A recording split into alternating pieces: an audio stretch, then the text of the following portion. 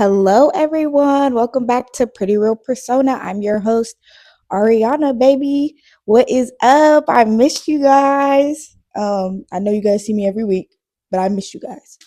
Anyways, so today's episode is about something that we often try to avoid, but we need. And today is about learning how to sit with our emotions. And that is such a really big thing for just emotional maturity, especially just as an adult. Like that is a very big, very big, very big topic we're going to touch on today. First, I want to start off with a soul check. So, put in the comments, how's your week been? What's been heavy for you this week? What's been light for you? For me, I think what's been heavy for me this week is I am such a self-growth girly. Like I'm such a okay, I want to make sure I'm doing everything to be the best version of myself. So for me, I feel like I'm always putting pressure on myself to be the best version of myself and to get this done, and not enough pressure on resting and recharging myself. So I think that's what's been heavy for me this week. Like I think I'm on the brink of feeling some burnout.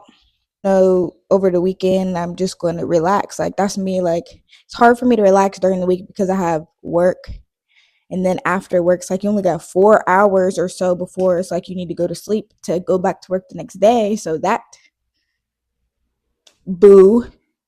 So yeah, I think that's what's heavy for me this week. And then also, side note, you guys like my glasses? I got like 3 pair of glasses, new glasses. Because I was tired of wearing the same glasses. And let me give you a pro tip. So go to the eye doctor and ask them for what your lenses are. If you wear glasses, go to the eye doctor, get your prescription, and order from a different place. Because look at my glasses, aren't they super cute? And they're prescripted and they have blue light. Like these are super cute. I have 2 other pairs that are super cute too, but these are fire. Anyways, I want to start off with okay, so what does it mean to sit with your emotions? Sitting with your emotions means when you feel something, like whether you feel like crying, you feel angry, you feel sad, like when you feel that, literally just take a deep breath and sit down and let yourself feel that. Emotions last for 10 to 15 seconds if you actually sit down and feel them. Like, don't try to rush yourself through the emotion or push the emotion aside. Just literally sit down and um, feel that emotion, feel through that emotion, accept that, okay, I'm feeling like this, I'm feeling sad, and I just need to sit down and feel this. And some things that can help is coming up with things that you do to help you get through feeling sad or get through feeling angry, or get through feeling, irritated, annoyed. For me, I think it just helps to just sit down and or to journal. Like I'm such a big journaler. I'm not gonna lie to y'all. Journal. I'll sit down and I'll write out, how I'm feeling. And that's me kind of sitting with it and addressing my feelings is I'll write it out. Cause sometimes it's hard for me to use my words to say how I'm feeling or how it's making me feel. So sometimes I can journal it out and then I'm able to talk about it. And or if I sit down and intentionally verbally process and speak out what I'm thinking. And the another big thing is to not judge yourself for your emotions. Emotions are opinions. Everyone has one. Everyone has them. So yeah, don't try to avoid them or escape them because they only just go away for that moment. They always come back, resurface back. So it's better to just sit through them, accept that you're feeling like this, and you know sit with them until they pass, or just really process what you're feeling, why you're feeling. The best step honestly is to feel why are you feeling like this, especially if it's something that is very intense emotion on you. So that's what it means to sit with your emotions, is to basically accept that you're feeling like this, to feel through them, literally sit and take a deep breath and just sit in that emotion for until it passes. And a lot of times when you will dwell on an emotion, that makes it last longer. So it's that's why I say Try to journal if you can, because I feel like that helps you get through them. And there's other things you can do to like get through them, talking to somebody who you feel like may understand you, or understand how you're feeling. That's how you can work through them, get through them. I also want to talk about like what are the reasons why we numb, avoid, or distract ourselves from sitting in our emotions and feeling everything that we're supposed to feel in the moments. If you try to like, honestly, you are healthily that's is that a word? um you are processing your emotions in a healthy way if you process them when they hit you. Like if you cry when you feel like crying, and when you dismiss that urge, it just goes down. And then when something happens, it could even not be as big as the times that you dismissed it, but like crying is a release, and it's a healthy release. It's so healthy to cry. Like, and you should cry. You're processing your emotions in a healthy way, or consistently processing your emotions healthy, is when you are able to feel an emotion and literally like you're able to just sit with it, feel it, and know that okay, this is going to pass. I do feel like this. Always be mindful of the fact that your feelings are always valid. How you feel is always valid, but actions that come with your emotions, you have to be mindful of your actions, because your actions that you do that go along with your feelings are not valid, are not always valid. Especially if it's like, you're doing crazy things. Once you have emotions, like anger can spark some crazy things. So it's like, be mindful of those kind of things. That your feelings are always valid, but the actions that you do when you're feeling those things are not always valid. Reasons why we try to numb ourselves and distract ourselves is because it's way easier than facing how we actually feel. It's way easier than sitting in an emotion that is so uncomfortable for us. So it's easier for us to numb it, or to be distracted, or avoid how we're feeling. When it comes to numbing how you feel, the feeling of being numb actually just means you're like extremely overwhelmed. So if you've ever felt like you have like a blank stare when you're feeling something, or it's something there that's heavy, but you like can't kind of put your finger on what you're feeling, and you'll describe that as like feeling numb. And a lot of times that's because you're extremely overwhelmed by every single thing that you're feeling. You're probably feeling more than one thing, which is also a valid thing. We feel more than one thing at one time. Like you could be irritated and annoyed, but know like, oh, okay, I know I could have did better in the situation too. Like those are like three different things that are kind of going. So it's like emotions can be complex, but it's like when you get to the bottom of them, um, it really helps. So that's when you're numb. And then when you're trying to avoid and distract yourself, um, a lot of these things are from growing up or living in survival mode. A lot of these, like, if these are your default, like the first thing you do when you're feeling anything, or feeling like hard, uncomfortable feelings, that's honestly like survival mode conditioning. In some ways we can avoid or distract ourselves is by, say you're having uncomfortable feelings, or having uncomfortable conversation with someone, and you're changing the subject, or you change your attention to something else really quick. Like those are like examples of how you could be, avoiding or distracting yourself during uncomfortable moments, or when you're experiencing an uncomfortable or emotion that you need to honestly, sit and dive into. I definitely think like, it's okay to like take a break when you don't know what you're feeling, because you feel like you might just say anything, and that can be hurtful to whoever you're talking to, or hurtful to yourself. And all of these things are, we all experience some of these things. Some of us have different ways we do it, or like not everyone, will be numb in uncomfortable conversations, or like, try to avoid or distract, but, we all have some form of something that we do when we're trying not to sit with our emotions.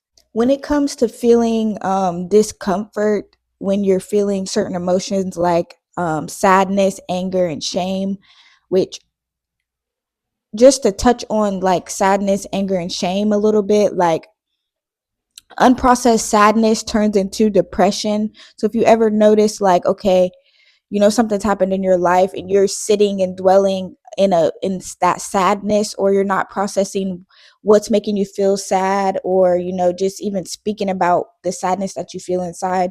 If you notice, if you're someone who like often like kind of like seeps into depression every once in a while, or maybe often, um it could be just from you not like fully processing the sadness that you feel. And also sadness and anxiety run together. So you could just be an anxious person who doesn't know how to deal with their anxiety, so that could be another thing as well. Anger unprocessed turns into aggression, which is dangerous because it can like prompt you to hurt yourself or hurt someone else when you're angry. So it's like it's really important to process anger in healthy ways. And a lot of, I will say, like, there's a lot of us walking around who really do not know how to process or redirect our anger.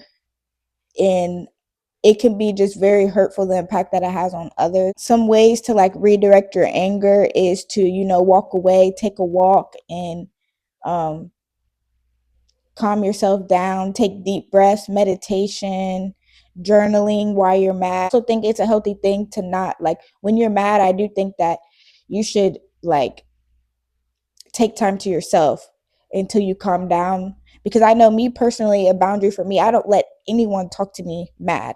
Like, you can be mad, but you have to compose yourself. You're not going to yell at me. You're not going to, do anything I feel like you're getting aggressive, like, I'm done talking. It's a boundary for me. If I feel like someone is, yelling at me or doing anything like that, I am going to remove myself from the situation, because that's just my boundary, my personal boundary of what I'm going to allow someone to do to me, or in a way I'm going to allow someone to treat me. So shame on process can lead to low self-esteem, depression, anxiety, unhealthy patterns. So it's like shame is a really big thing to process. Shame is one of the hardest things to feel. Feeling shame, ashamed of something that you've done or something that you do. Um, and it is a hard thing to feel shame, or to allow yourself to feel shame, because of how heavy shame feels and uncomfortable shame is, and to take accountability for you know that feeling of shame. For me, like, I think my life kind of I had a kind of like a spiritual awakening, or kind of like a I became more emotionally mature once I learned how to deal with shame. And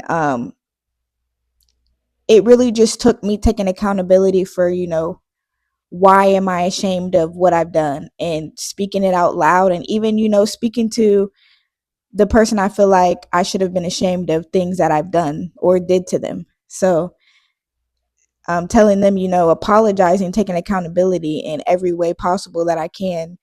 And then I feel like I kind of got through that shame. But it's like a lot of people are walking around not processing or feeling shame, and it's allowing them to do the same fucked up thing to the next person and the next person and the next person, or to um is the reason why they have super low self-esteem or super low self-confidence. That word, when they're compensating, and they're compensating that feeling of shame in other ways.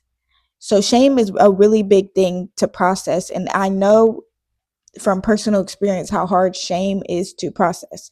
If you're someone trying to process shame that you feel, definitely get in that journal, baby. Actually, run to the journal. I'm not kidding you. Shame, that's a hard one. Easily anxiety, easily seep into a depression, easily just avoid it or just keep pushing it down, but still, but creating a pattern of unhealthy behavior that you're continuing to push on to someone else, or the next person. Yeah. So it's very important to process, especially sadness, anger, and shame, like to become a more emotionally mature person and to be a healthy person and to honestly reach the best version of yourself, to live and sit in your authenticity, like sitting with your emotions and learning to feel through them, accepting yourself for them, and being present, and knowing that emotions are not a weakness. Emotion is your strength. It takes a lot of strength to be able to sit with and process your emotions, and we're all supposed to. Emotional maturity is priceless. Emotional immaturity has a lot of us in a lot of fucked up situations where we're blaming other people. We're not taking accountability. We're not having the self-awareness outside of ourselves, or um even with ourselves. So it is very important to, like, sit with your emotions and really tune into yourself about how you're feeling and how anything outside of you is impacting you, or how the things that you are doing or the patterns that you have are affecting others emotionally. I think that once I learned more about my emotions, because I'm a Cancer, so we're very emotional. I mean, they try to put that on us. I'm not gonna lie to you. They be trying to put on us like, oh, Cancer super emotional, but really we're just like um emotionally in tune. We're one of the most emotionally intelligent signs. Like, so it's like, imagine being the most emotionally intelligent sign around so many different signs that are unaware or not as emotionally intelligent. Mind you, I will put in a disclaimer there. For some of you that know an unhealed Cancer, that's a different story. I can't really speak to that part. I can only speak to my healed girlies and boilies. Not boilies, but boys, men, women. I can only speak to that, the healed versions. You're a person out there seeking to, become more, to get a hold or just have control over your emotions, because even that is hard, to control your emotions. It's very hard. And it's a skill that honestly we should teach kids, so that as an adult it's easier for a lot of us to control our emotions. Because one of the most important things about, just being authentic or being your best version of yourself, or just healing and transformation in general, is being able to control your emotions, to be emotionally mature, emotionally intelligent, to have self-awareness, taking self-responsibility for the things that you do, self-accountability, um, all of those things. And all of those things, help you deepen your self-love as well. I have an affirmation. I want to do a segment called Soul Snack, baby. I got a soul snack for you guys. I got a journal prompt and affirmation. The affirmation is, I am safe to feel. My emotions are not too much. They are messengers, not threats. I honor what's real inside of me without rushing to escape it. Say that like 3 times in front of your mirror, or just to yourselves whenever you feel like, you're trying to learn how to sit with your emotions, or you're sitting with your emotions. That's a good affirmation to say. I have a journal prompt for you guys to try to journal. Journal prompt is, when I try to avoid this feeling, what do I usually do instead? So write down like just a list of feelings, and then just think about, like, like it says, when I am trying to avoid this feeling, what do I usually do instead?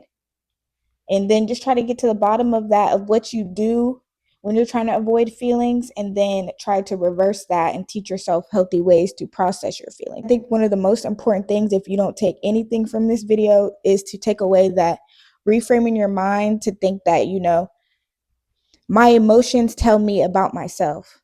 If anything, my emotions tell me more about myself and what's going on with me.